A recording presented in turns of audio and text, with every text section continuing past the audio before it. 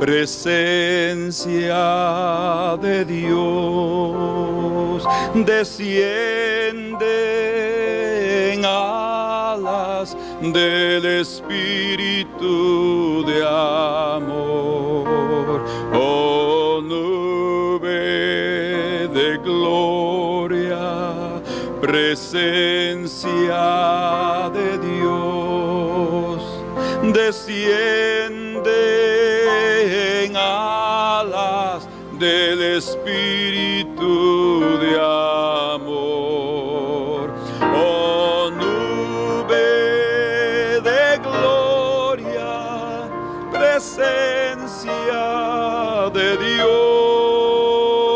desciende y queda sobre mí,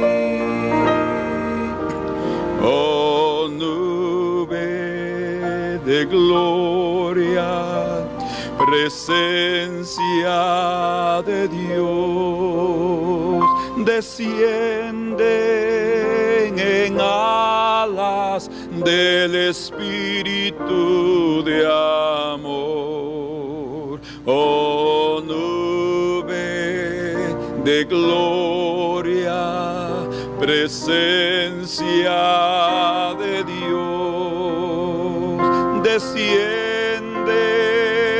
en alas del Espíritu de amor, oh nube de gloria, presencia de Dios, desciende y queda sobre mí, oh nube de gloria, presencia de Dios, desciende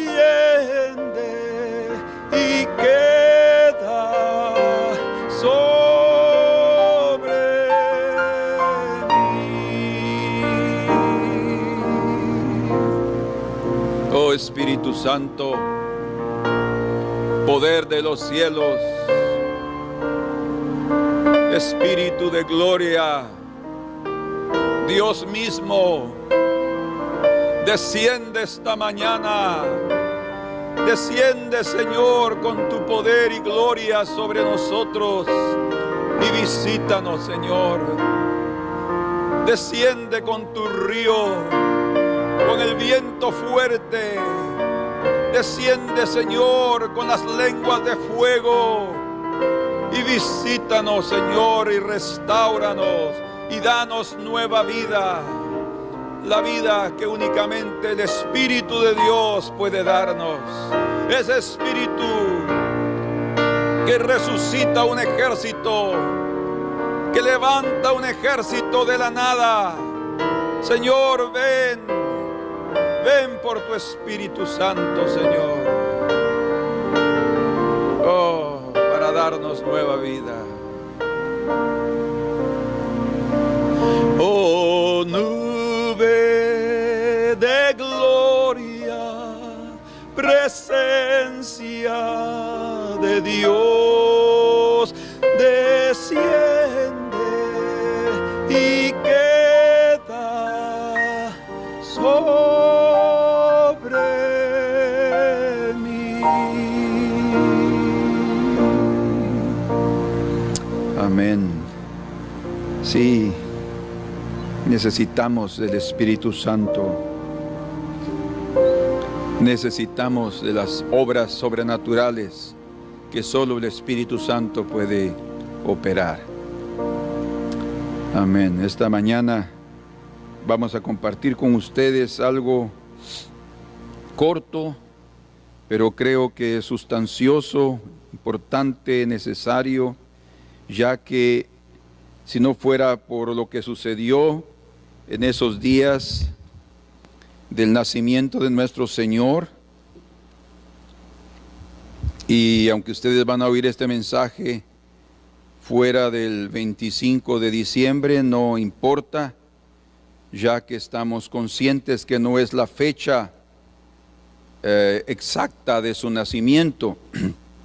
Por tanto, este tema puede predicarse en cualquier periodo del año, no solo porque es parte del nacimiento del Señor, sino por su importancia, por la grandeza que da al plan de Dios y a la naturaleza divina, sino también por la importancia que merece para nosotros como seres humanos, que necesitamos entender ciertos misterios, creo, que aún están escondidos dentro de esa obra maravillosa del nacimiento del Señor. Amén. Primero, vamos a ir juntos al Evangelio de Mateo en su capítulo número 1. El evangelista toma tiempo para desde el principio presentar una genealogía que demuestra que Jesús es el heredero del trono de David. Y hace eso específicamente hablando de genealogías, porque para los judíos las genealogías son muy importantes. Tanto que leemos en los escritos del apóstol Pablo que esas genealogías generaban contiendas y generaban debates no de mucha edificación, pero para los judíos eran muy importantes, porque prácticamente a través de esa genealogía o ese árbol genealógico se probaba de dónde viniera cada persona, cada familia, de qué tribu, de qué base consanguínea. Y entonces aquí Mateo comienza, a diferencia de Lucas, desde Abraham. Lucas comienza desde Adán. Recuerden que él resalta a Jesús como el Hijo del Hombre, y aquí Mateo resalta a Jesús como el Rey de Israel. Entonces está presentando aquí, encontramos 14 generaciones, 14 y 14 que establecen, y no hay ningún tipo de confusión cuando uno lee exactamente como Mateo lo dijo aquí en el versículo 17, ¿verdad? De manera que todas las generaciones desde Abraham hasta David son 14, desde David, él comienza a contar con David, otra vez hasta la deportación a Babilonia 14, y desde la deportación a Babilonia hasta Cristo 14. No hay ningún tipo de confusión, no hay esas invenciones de querer decir que falta una genealogía, entra exactamente hasta Cristo. Pero si ustedes notan, todas las genealogías, principalmente en el Antiguo Testamento, tienen que ver con hombres. Toda la genealogía humana, o en el sentido del macho, del varón, que va ahí constantemente, hijo de fulano, hijo de Beltrano, y así de sutano y por delante. Aquí encontramos, por ejemplo, que dice, libro de la genealogía de Jesucristo, hijo de David, hijo de Abraham. Y entonces comienza, Abraham engendró a Isaac, Isaac engendró a Jacob, Jacob engendró a Judá, y así se va por delante. Pero sí menciona a 4 mujeres aquí dentro de esta genealogía, que es interesante el contexto de cada una de ellas, de cómo entraron a formar parte de la genealogía de Mateo. Y creo que la razón principal de Mateo incluir a estas mujeres aquí, de mencionarlas como Tamar, como Ruth, como la mujer de Urías, y me faltó alguna, Rahab, Tamar, Rahab, Ruth y la mujer de Urías. No mencionan el nombre específicamente, pero sí sabemos que se refiere a la que fue esposa de David, Betsabé. Entonces, y luego al final de la genealogía, él dice en el verso 16, y Jacob engendró a José, y aquí obviamente termina el contaje, Pero dice algo muy importante, marido de María. Venga, aquí está la quinta mujer que es mencionada en esta genealogía y después del personaje principal, que es nuestro Señor Jesucristo, ella prácticamente sale a relucir como el cumplimiento de la profecía de Dios, que no está aquí prácticamente registrado, pero se refiere a Génesis 3:15, cuando está hablando de la simiente de la mujer. Y dice, y Jacob engendró a José, marido de María, escuchen, de la cual nació Jesús. O sea, a pesar de mencionar las genealogías, las diferentes generaciones de hombres, aquí inmediatamente Mateo deja bien claro que Jesús nació de María y no de José. De la cual nació Jesús, llamado el Cristo. Entonces, la parte importante aquí es que el Hijo de Dios nacería solo de una mujer, como también la profecía de Isaías lo dice, lo vamos a ver al final. Pero aquí la clave está en cortar, si queremos decirlo de esa manera, en eliminar la conexión del pecado, ¿verdad? Porque según las Escrituras, si ustedes se van conmigo a Romanos capítulo 5 y en el versículo número 12, leemos ahí, por tanto, como el pecado entró en el mundo por un hombre, Adán, y por el pecado la muerte, la consecuencia del pecado, así la muerte espiritual principalmente, pasó a todos los hombres por cuanto todos pecaron.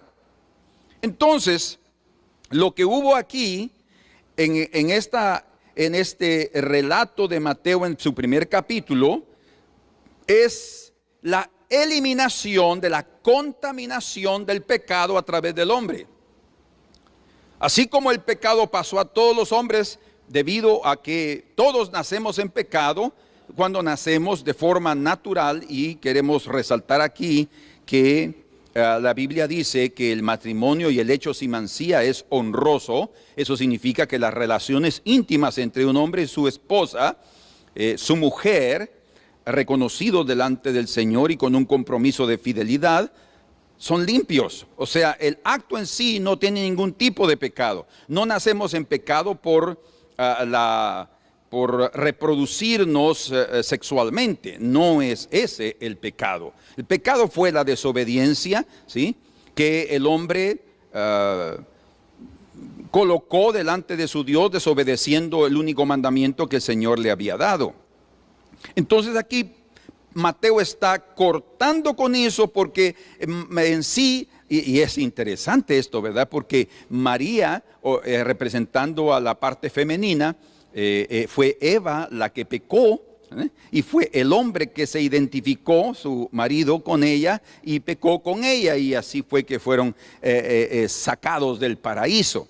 Y aquí vamos a encontrar cómo el Señor nos regresa a una restauración de la mujer, la primera que pecó, una restauración, una liberación y el cumplimiento que el Señor le había dicho, que de su simiente, la simiente de la mujer, Dios así lo llama, destruiría a la simiente de la serpiente. O sea, la propia serpiente sería destruida por la obra maravillosa, misteriosa y milagrosa del nacimiento de nuestro Señor Jesucristo. Entonces, el cuerpo de María fue utilizado sin ningún problema por Dios para que se formara allí el cuerpo de nuestro Señor Jesús, ¿sí?, y naciera sin pecado. Esto aquí es muy, muy importante. Él nació sin pecado, porque no hubo la intervención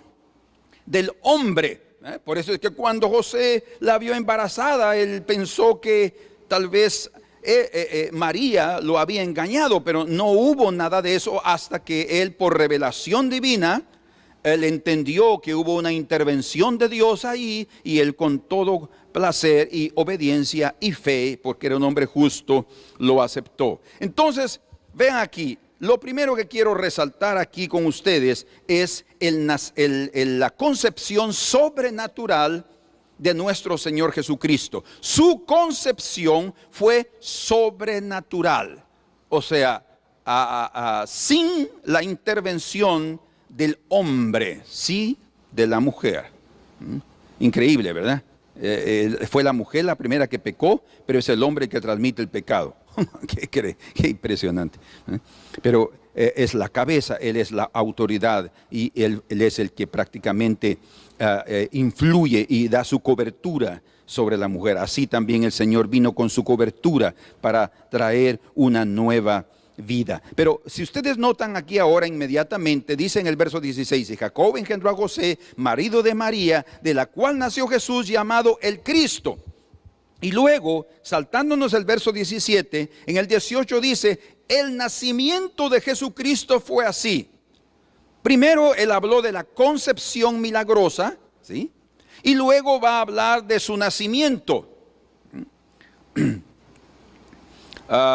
Obviamente el nacimiento de Jesús fue un nacimiento de un ser puro, santo y sin relación alguno con el pecado. Antes de seguir leyendo ahí, veamos unos 2 versículos que nos especifican claramente. Por ejemplo, en Hebreos capítulo 4 y versículo número 15, donde dice, el 14 dice: por tanto, teniendo un gran sumo sacerdote, hablando del Señor Jesucristo, que traspasó los cielos, y dice: Jesús, el Hijo de Dios, retengamos nuestra profesión, seamos fieles, porque dice: no tenemos un sumo sacerdote que no pueda compadecerse de nuestras debilidades. Debilidades hablando de flaquezas, hablando de pecado, como seres humanos que somos, sino uno que dice que fue tentado en todo según nuestra semejanza. Eso significa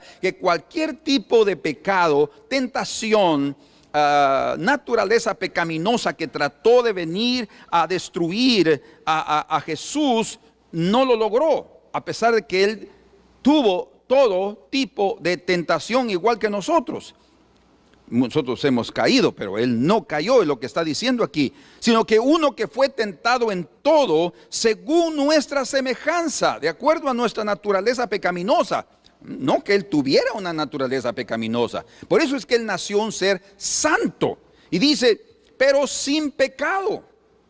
La naturaleza pecaminosa, él la tomó en la cruz. Y vamos a llegar a eso, solo para que no haya una confusión en la mente de nadie. Él sí tomó esa naturaleza, pero lo hizo voluntariamente, tal como Adán, el primer Adán, lo hizo por amor a su amada Eva. El Señor, por amor a su iglesia, ¿sí?, se hizo pecado, como dice en 2 de Corintios 5:21, y lo vamos a leer. Pero aquí dice, uno que fue tentado en todo según nuestra semejanza, pero sin pecado. Y luego nos dice el escritor, acerquémonos pues confiadamente al trono de la gracia, ¿sí?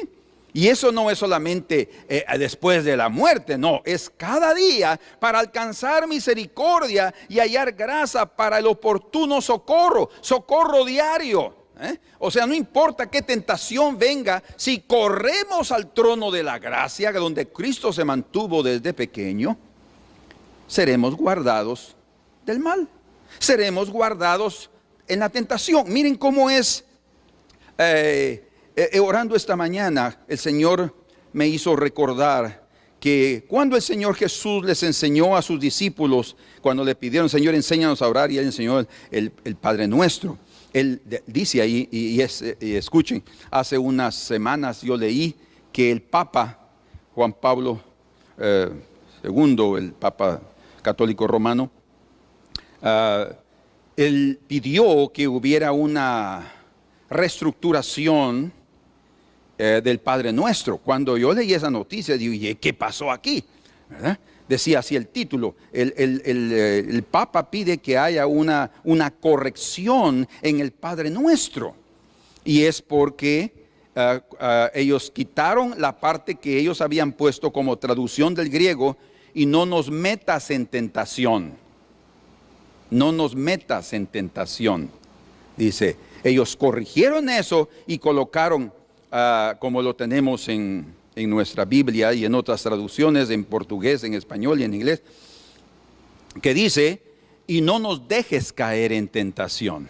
Ahí la connotación es totalmente diferente. Y eso es lo que yo me recordaba. Y cuando yo lo leí, dije, pues qué bueno, eso es una manera de cómo poder ayudar a los fieles, ¿verdad? Pero el Señor dice, Padre nuestro que estás en los cielos, y dice, y no nos dejes caer en tentación, mas líbranos del mal. El propósito de Dios, todos seremos probados, pero nunca, como dice Santiago, el propósito de Dios es hacernos caer. Dios no tienta a nadie, sino que cada uno por su propia concupiscencia es tentado, atraído y cae. Pero la única manera de librarnos de eso es acercarnos confiadamente al trono de la gracia para alcanzar misericordia y hallar gracia. Escuchen, quiero resaltar esto, para el oportuno socorro. Quiere decir que hay un socorro. Tú puedes inmediatamente llamar al trono de la gracia.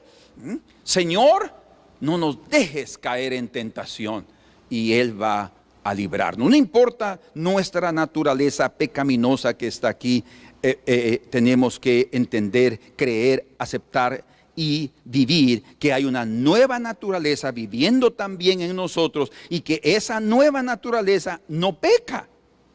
No está hablando de que yo como nuevo. No, el Señor va a hacerme nuevo, pero la nueva naturaleza que está en mí es la persona de Jesucristo. El mismo que nació aquí sin pecado es el mismo que está en mí sin pecado. Y Él no va a pecar nunca. Entonces Él vino para que no pequemos. El Espíritu Santo nos fue dado para que no pequemos, ¿verdad? La mayoría que pecamos es porque estamos dejando nuestra relación con el Señor, no estamos aprovechando la gracia del trono de los cielos para poder vivir en paz, con una conciencia limpia delante del Señor. Entonces, ya me aparté un poco, pero tal vez vale la pena que ustedes hayan oído esto que mencionamos. En Primera de Pedro, capítulo 2, verso 2, Primera de Pedro 2:2. No, vamos a ver. Perdón, 1 Pedro 2:22.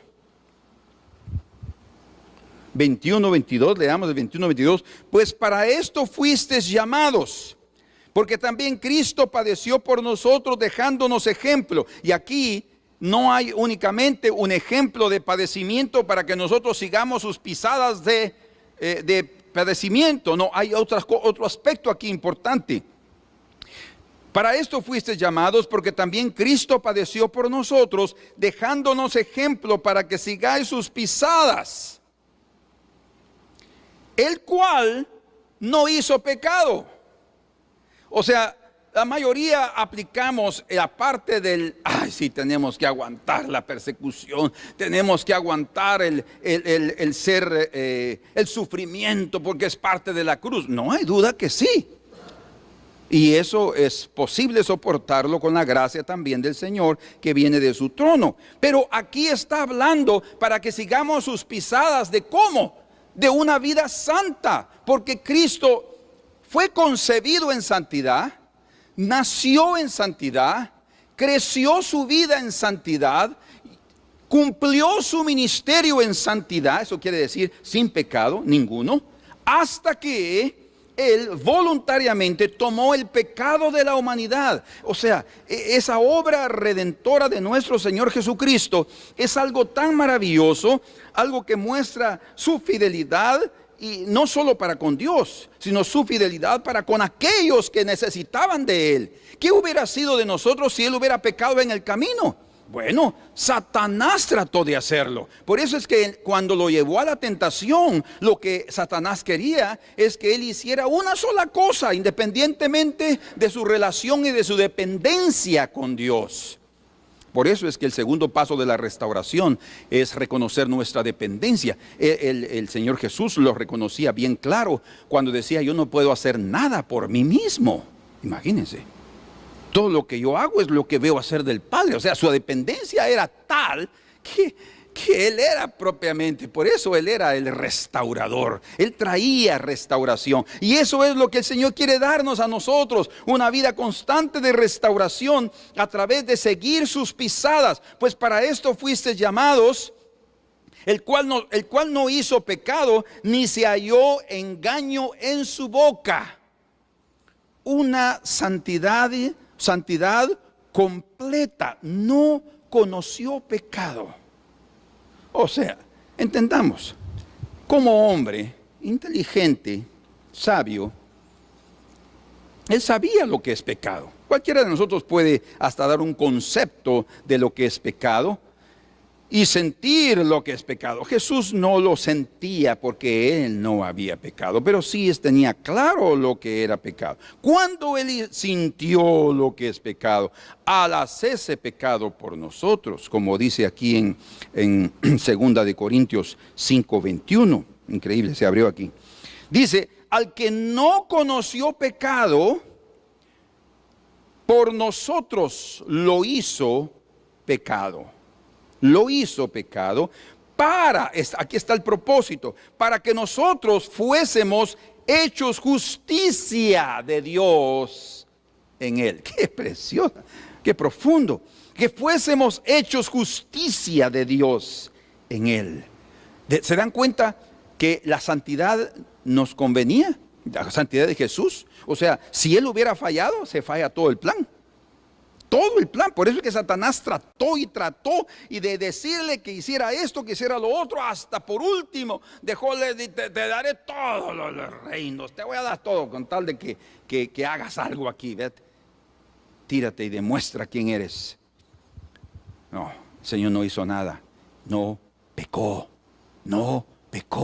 Inició su vida con una gran victoria. Por eso es que cuando Él estaba en su ministerio y de repente aparecía, en la Biblia solo está registrado una vez, en el Evangelio de Juan, pero es probable que algunas veces Satanás llegaba allí donde Él se encontraba para minar, para destruir la mente, para apagar la fe de los oyentes. Él llegaba ahí sin duda con sus ejércitos de demonios y de engañadores. Llegaban para tratar y dice el Señor en una ocasión, ahí viene el príncipe de este mundo, el Satanás.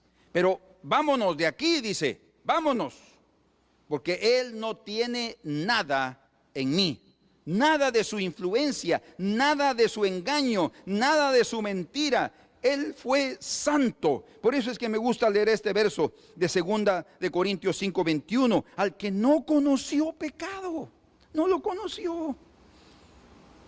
Ustedes pueden imaginarse qué horrible fue cuando Él lo conoció, cuando se hizo pecado por nosotros. Por eso es que ese pensamiento debería ayudarnos a cada uno de nosotros a no pecar.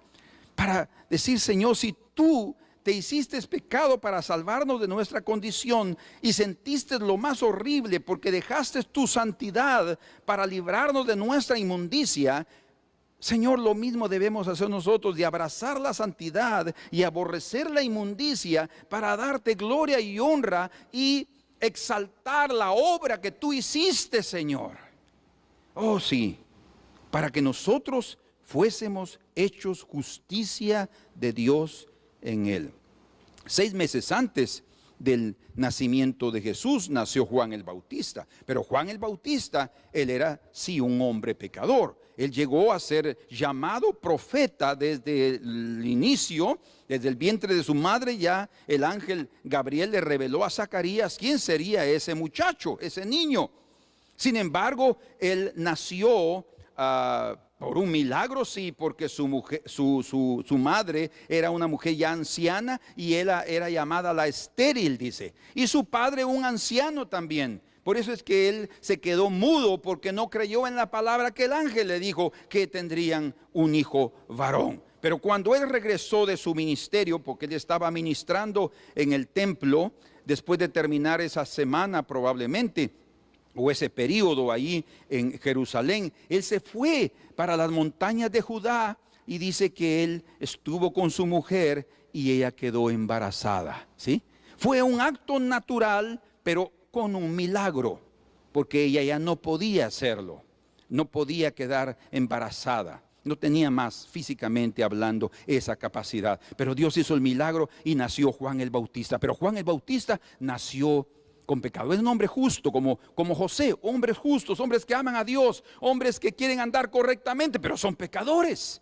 Y Juan el Bautista era un pecador, de tal manera que él sí conoció el pecado desde niño. Él fue apartado, fue separado, fue alguien que vivió probablemente una vida muy drástica, muy rígida, ya que sus padres ya eran ancianos cuando él nació, deben haber muerto antes de que él creciera lo suficiente. Pero increíble, cuando él se encuentra con el Señor Jesús, él era capaz de poder percibir la santidad que había en Cristo. De tal manera que cuando él llegó a ser bautizado, Señor, yo bautizo a pecadores, yo no puedo bautizarte a ti. ¿Cómo va a bautizar este pecador a un santo?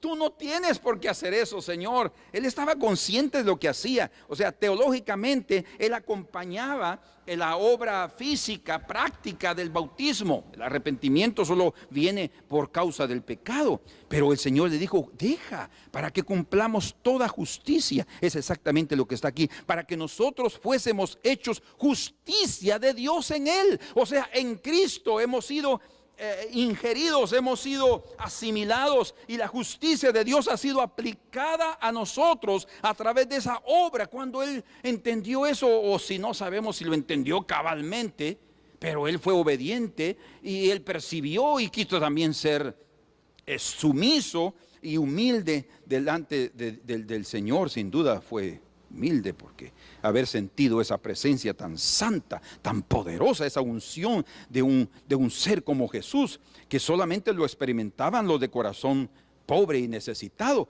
porque había gente que estaban con Jesús y solamente lo rechazaban y lo consideraban samaritano. Imagínense que había gente que no podía ver la santidad de Dios en la vida de él.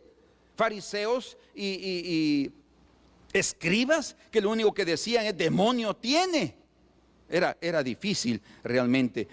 Por eso es que es un milagro también para nosotros que podamos percibir y ver esa santidad en la cual creció el Señor. No solamente porque Él era Dios, no. Nos convenía que Él naciera sin pecado para podernos libertar de otra manera. Un pecador no salva a otro pecador. Entonces era parte del plan maravilloso del Señor. Entonces vamos ahora a Lucas capítulo 1, y aquí veremos juntos desde el versículo 26, que dice: al sexto mes el ángel Gabriel fue enviado por Dios a una ciudad de Galilea llamada Nazaret, a una virgen desposada, comprometida, con un varón que se llamaba José, de la casa de David, y el nombre de la virgen era María. Virgen porque aún no había conocido varón, o sea, no había tenido relaciones con ningún hombre, ni tampoco con su comprometido. Ellos se habían guardado hasta el momento de la boda. Y dice en el verso 28, y entrando el ángel en donde ella estaba, dijo: salve muy favorecida. La quinta mujer, ¿recuerdan de la genealogía? El Señor es contigo, bendita tú entre las mujeres. Mas ella, cuando lo vio, se turbó por sus palabras y pensaba qué salutación sería esta. Entonces el ángel le dijo: María, no temas, porque has hallado gracia delante de Dios. Qué precioso. Y ahora, escuchen, y ahora concebirás en tu vientre. Y ahora concebirás. Ella concibió por la obediencia, oyó la palabra, que no fue, digamos, directa de Dios, sino a través del ángel Gabriel. Pero ella creyó en esa palabra y supo cómo sería, porque ella también se quedó pensando y preguntándose a ella misma cómo sería eso, porque ¿cómo voy a concebir si? Recuerden, era una persona tan natural que necesito de mi esposo para poder concebir. Pero ella se le había olvidado la profecía donde dice que la virgen dará a luz un hijo. La virgen quiere decir una mujer sin una relación anterior. Entonces dice, y ahora, verso 31 del capítulo 1 de Lucas, y ahora concebirás en tu vientre y darás a luz un hijo y llamarás su nombre Jesús. Se le da ahora el nombre del Salvador, será su nombre Jesús. Este será grande, y escuche, y será llamado Hijo del Altísimo, y el Señor Dios le dará el trono de David su padre, y reinará sobre la casa de Jacob para siempre, y su reino no tendrá fin. Quiere decir que desde que Cristo nació, como él le dijo a Pilatos, yo para esto he nacido, porque él le preguntó, ¿eres tu rey? Pues yo para esto he nacido. Y luego dice, para dar también testimonio de la verdad. Pero él nació como rey. Por eso es que llegaron aquellos 3 sabios de Oriente y llegaron, ¿y dónde está el rey de los judíos que ha nacido? Nació como rey. Él implantó su reino en esta tierra, escuchen, y hasta el día de hoy el reino de Cristo permanece, y Él voltará físicamente, pero el reino del Señor ya está en medio de nosotros. Todos aquellos que nos sometemos a la voluntad de Dios y que creemos en el Señor Jesucristo como nuestro Salvador y Rey, somos parte ya de ese reino. Vivimos bajo sus reglas. Vivimos bajo sus normas, vivimos bajo su constitución, las Sagradas Escrituras, ¿verdad? Entonces, no hay manera de poder decir, no, ahorita no está el reino del Señor. No, Él espiritualmente ya, como Él les dijo, el reino de Dios entre vosotros está. Ya estaba moviéndose, pero no todos pueden entrar al reino, como Él lo dijo en Juan 3, si no es a través del nuevo nacimiento.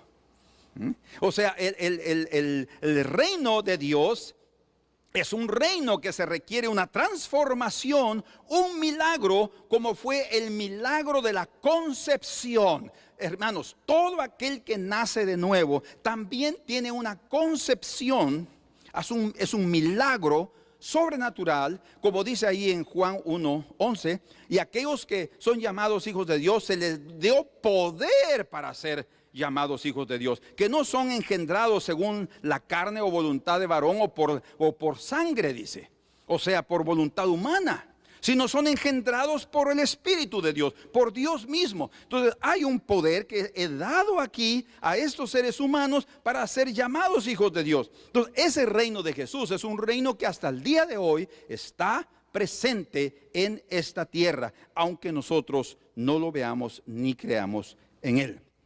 Pero dice, y reinará sobre la casa de Jacob para siempre, y su reino no tendrá fin. Entonces María dijo al ángel, ¿cómo será esto? Pues no conozco varón.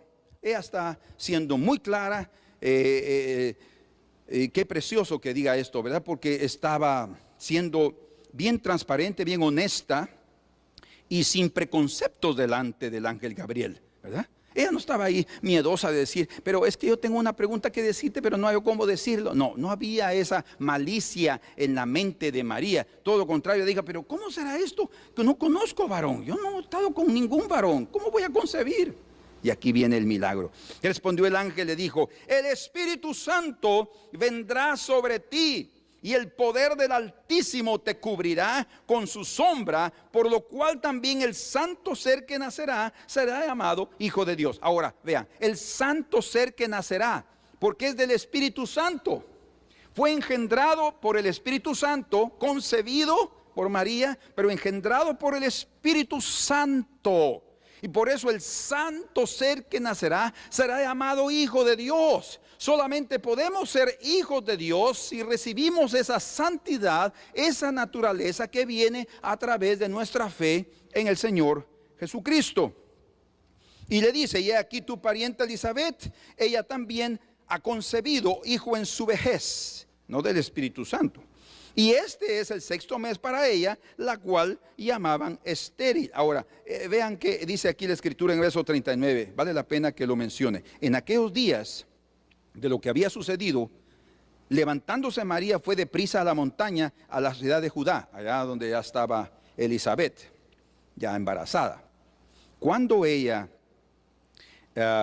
dice, entró en la casa de Zacarías y saludó a Elizabeth. Oigan, y aconteció que cuando oyó Elizabeth la salutación de María, la criatura, Juan, saltó en su vientre, en el vientre de Elizabeth, y Elizabeth fue llena del Espíritu Santo. Escuchen, ahora, esto es como una confirmación para María, porque ella va en aquellos días a visitar, todavía unos, más o menos unos 82 kilómetros que tuvo que caminar para dirigirse a las montañas de Judá. Y dice, y exclamó a gran voz, a un grito, dice, bendita tú entre las mujeres, escuchen, y bendito el fruto de tu vientre. El Espíritu Santo a través de Elizabeth le estaba diciendo a María que ya el fruto ya estaba ahí. No lo miraba, tal vez no lo sentía, pero ya desde aquella hora que el ángel Gabriel llegó, ella fue concebida, ella concibió del Espíritu Santo y el milagro sucedió de eso tan maravilloso. Y eso es lo precioso que queremos resaltar con ustedes. Tenemos un ser santo, hermanos, un ser santo. Él se hizo pecado, pero no porque él desease eso, sino él deseaba siempre estar con su padre y fue algo más, lo más doloroso que él pudo haber experimentado en su vida santa, tener que hacerse pecado por nosotros. Un santo ser que nacerá. Y aquí volviendo a Mateo capítulo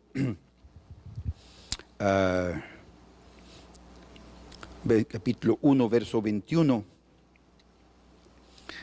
dice, hablando de José, dice, y dará, el ángel está hablando porque, leamos el 20, me disculpen, y pensando él en esto, dejarla secretamente, he aquí un ángel del Señor le apareció en sueños y le dijo, José, hijo de David, no temas recibir a María tu mujer. Escuchen, esto aquí es muy importante, no temas recibir a María tu mujer. Le está diciendo el ángel, ella es tu mujer, estás desposado con ella, ella es tu mujer, nadie más ha tomado tu mujer. O sea, lo que está diciendo es que esa concepción milagrosa, algo sobrenatural para recibir ese fruto en su vientre, no tiene ningún tipo de pecado, de violación, de adulterio espiritual, como alguien pueda atreverse a pensar. No hay nada absolutamente de eso. Es una santidad completa, dale, de Espíritu Santo. Dice, y no temas recibir a María tu mujer, porque lo que en ella es engendrado del Espíritu Santo es. ¡Qué precioso! Ahora, pongámonos en los zapatos de José. No hay duda que José debe, al pensar dejarla secretamente, es porque era un hombre justo, pero él estaba realmente pensando que María lo había engañado. ¿Cómo? Si María pensó, ¿cómo va a ser eso si no conozco varón? Pues también José debe haber pensado, bueno, ¿y cómo es que ella quedó ahí si no conoció un varón? Y yo no he estado con ella. Entonces era una lucha terrible en su mente, tal vez días completos después de que regresó de los 3 meses que estuvo con Elizabeth. Ahí ya era prácticamente casi evidente la situación. En fin, la cuestión ahí estaba declarada y José ya sabía.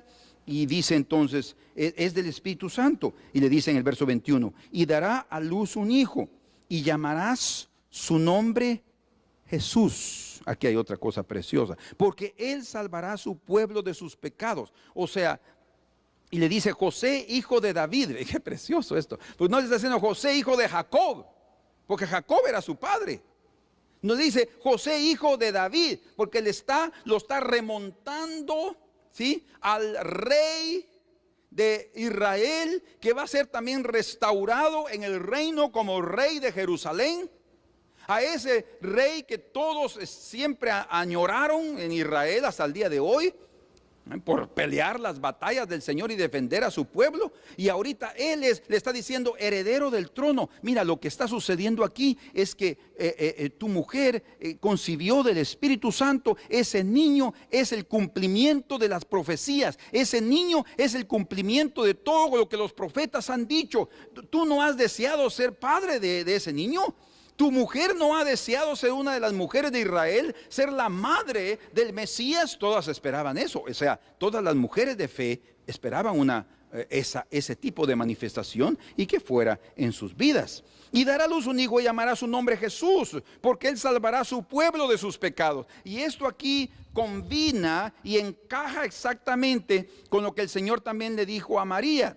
O sea, privadamente el ángel le dijo que se llamaría Jesús, y a José también le dijo que se llamaría Jesús. Cuando los dos platicaron y ya decidieron, pues José dice, no, voy a seguir adelante y yo voy a ser el padre de ese niño. ¿Qué sucede? Ellos vieron claramente cómo el Señor les había hablado a ambos y que ahí estaba, o sea, otra confirmación preciosa de que el camino del Señor estaba ahí, y la intervención del Espíritu Santo obviamente también. Todo esto aconteció para que se cumpliera lo dicho por el profeta, por medio del profeta, cuando dijo, está hablando aquí de Isaías, he aquí, una virgen concebirá. Este ya es Mateo escribiendo, y dice, y dará a luz un hijo y llamará su nombre Emanuel. Y aquí hay algo precioso. Antes de terminar en esta parte,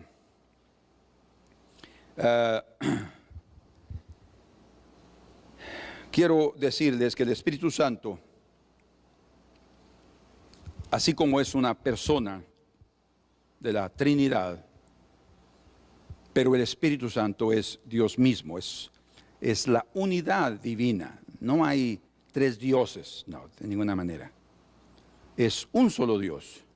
Pero el Señor se ha manifestado a través de su Espíritu, porque la Escritura dice ahí en Juan 4:24, Cristo dijo eso, Cristo, Dios mismo, Él dijo, Dios es Espíritu. O sea, la esencia de Dios es Espíritu.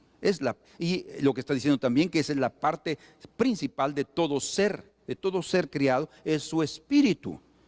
Por eso es que lo primero que fue restaurado en la vida humana fue su espíritu, su relación a nueva vida para estar con el Señor. Entonces el Espíritu Santo es la propia persona de Dios. El Espíritu Santo es capaz entonces de engendrar. La mujer concibió, pero Él engendró. Y aquí es donde necesitamos ver este versículo. Dice, no temas a recibir María tu mujer, porque lo que en ella es engendrado, 1:20 de Mateo, del Espíritu Santo es. O sea, fue el Espíritu el que engendró. Pero ¿cómo eso es posible? ¿Será posible que exista, que puedan hacer una vida aquí sin el proceso sexual? Claro que sí. Vamos a ver ahí a Isaías, capítulo 66 de Isaías y el versículo número 9. Dice, yo que hago dar a luz. O sea, Él capacitó a la mujer para dar a luz. Yo que hago dar a luz, no haré nacer. ¿No puede Él traer una nueva vida a este mundo? Pregunta el Señor. Dijo Jehová, yo que hago engendrar, o sea, fui yo el que dio la capacidad al hombre para engendrar. Pues, tengan claro eso. El hombre no podría engendrar si él no le da esa capacidad. De hecho, hay gente estéril, hombre o mujer, que solo pueden llegar a concebir o a engendrar si hay un milagro en sus vidas, una restauración de la parte física de sus órganos internos. Y dice, yo que hago engendrar, impediré el nacimiento, dice tu Dios. ¿Impediré el nacimiento? No. Entonces, Emanuel es Dios en carne entre nosotros, un Dios santo que está en medio de nosotros, pero un Dios que también es nuestro Salvador. Tal sumo sacerdote nos convenía, santo, inocente, separado de los pecadores, dice.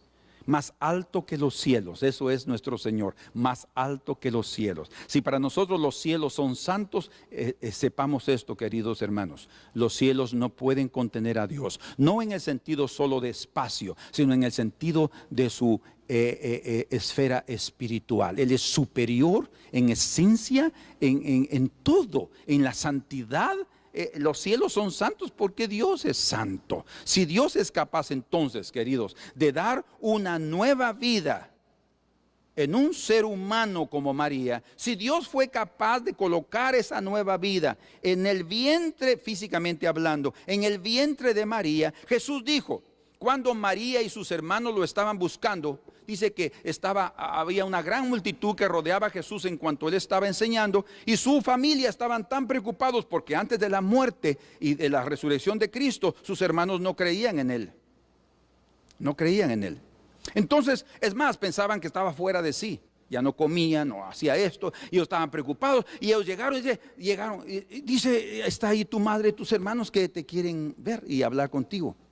Y Jesús dijo, ¿quién es mi madre y mis hermanos? Y allí Él estableció la verdadera relación espiritual entre Dios nuestro Padre y nosotros, su familia. ¿Quién es mi madre y mis hermanos? Y dice señalando, mi madre y mis hermanos son todos aquellos que hacen la voluntad de mi Padre que está en los cielos. No importaba si consanguíneamente allá estaba María y sus hermanos. Lo que hace verdaderamente la familia es eso. Entonces, lo que sucedió con María es que ella como mujer fue un ejemplo. Escuchen, un ejemplo. O sea, fue usado su cuerpo para que fuera formado el cuerpo de Jesús en su santidad. Y porque otra vez es el hombre que transmite el pecado. Pero ella era una figura de la iglesia. ¿Verdad? Una figura de aquel que recibe también la nueva vida, la nueva naturaleza, a la simiente santa de Dios que no peca cuando cree. Así como María creyó en la palabra y concibió, todo aquel que cree en la palabra es salvo y concibe en aquel instante la vida de Dios dentro de él. Entonces quiero repetir esto: si Dios es capaz de engendrar una nueva vida, un ser nuevo, en una mujer como María, Él es capaz de engendrar también una nueva vida en nosotros por la presencia de su Espíritu Santo. Cuando el Espíritu Santo desciende y su sombra, la sombra del Altísimo, las alas del Altísimo nos cubren, en ese instante ahí está el poder para ser llamados hijos de Dios. Y Él nos engendra la naturaleza santa de Dios. Bendito sea su nombre. Y cuando viene esa presencia, entonces nosotros nacemos de nuevo y entramos a ser parte del reino de Dios. Y vemos, como el Señor dice, el reino de Dios. Y podemos ver la diferencia entre el reino de las tinieblas, el príncipe de este mundo, y el reino de los cielos. Oh hermanos, que por su santidad hemos sido salvados de nuestra naturaleza pecaminosa, y por su santidad que está en nosotros ahora, podemos seguir adelante y terminar nuestra carrera con gozo y alegría en su presencia. Señor, muchas gracias esta mañana por la revelación preciosa que nos das a través del milagro de la concepción y de la obra de la santidad revelada a través de ese ser humano limpio, puro, inocente, sin mancha, pero que en un momento determinado en el plan de Dios se hizo pecado, porque tenía que identificarse con nuestra naturaleza. Fue el paso más difícil que Él tomó. Con razón Jesús dijo, este mandamiento tengo de mi Padre. Yo puedo poner mi vida y puedo volverla a tomar.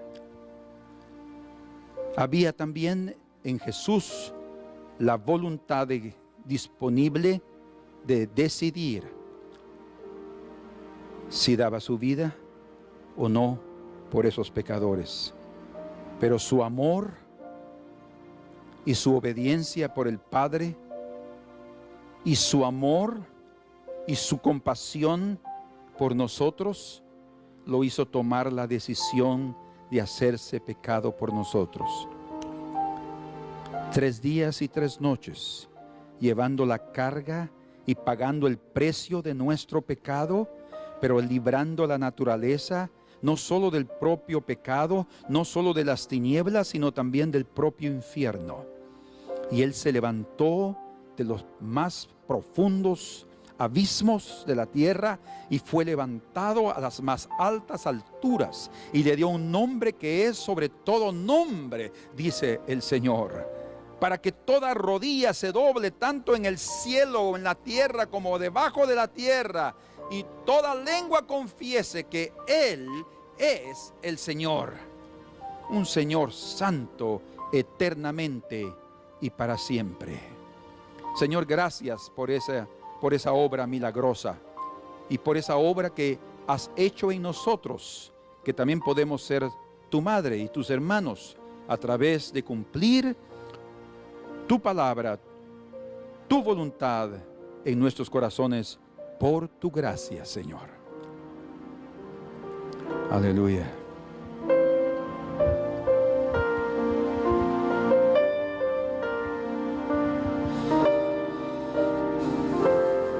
Oh, Señor. Oh, nube de gloria, presencia de Dios, desciende en alas del Espíritu de amor. Oh, nube de gloria, presencia de Dios, desciende en alas del Espíritu de amor.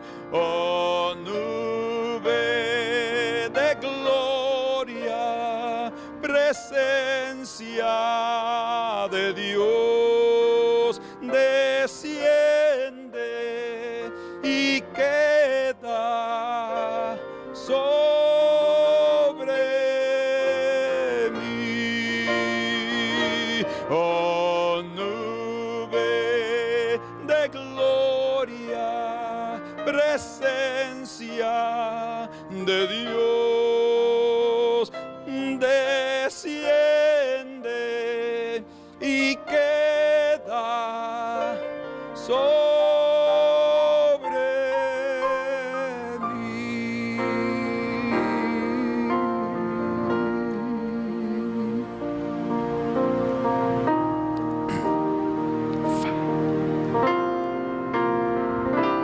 Que el rocío de los cielos caiga en mi sequedad, que el rocío de los cielos caiga en mí. Bendito Espíritu Santo, ven y toma control y deja que tu rocío caiga en mí. Que el rocío de los cielos caiga en mi sequedad, que el rocío de los cielos caiga en mí.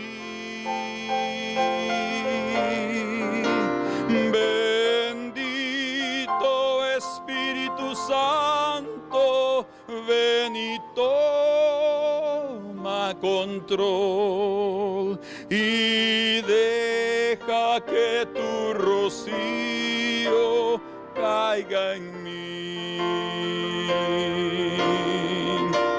Bendito Espíritu Santo, ven y toma control y deja que tu rocío caiga en mí.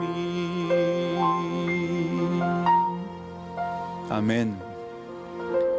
Dejemos que el Espíritu Santo todos los días nos envuelva con su sombra, con su poder, y que ese rocío de los cielos que cae en las mañanas en su presencia nos dé nueva vida, sacie nuestra sed, y cada día sintamos la limpieza de las aguas, de la fuente de las aguas vivas, o el Espíritu Santo, y que vivamos todos los días para el Señor, con una conciencia limpia, con un corazón limpio, con una mente limpia. Si hay tentación, corramos al trono de la gracia, y Él tendrá oportuno socorro, dice la Escritura. Experimentémoslo, experimentémoslo, y veremos, oh, qué glorioso es estar debajo de la sombra del Espíritu Santo. Bendito Espíritu Santo, ven y toma control, y deja que tu rocío caiga en mí. Bendito Espíritu Santo, ven y toma control, y deja que tu rocío caiga en mí.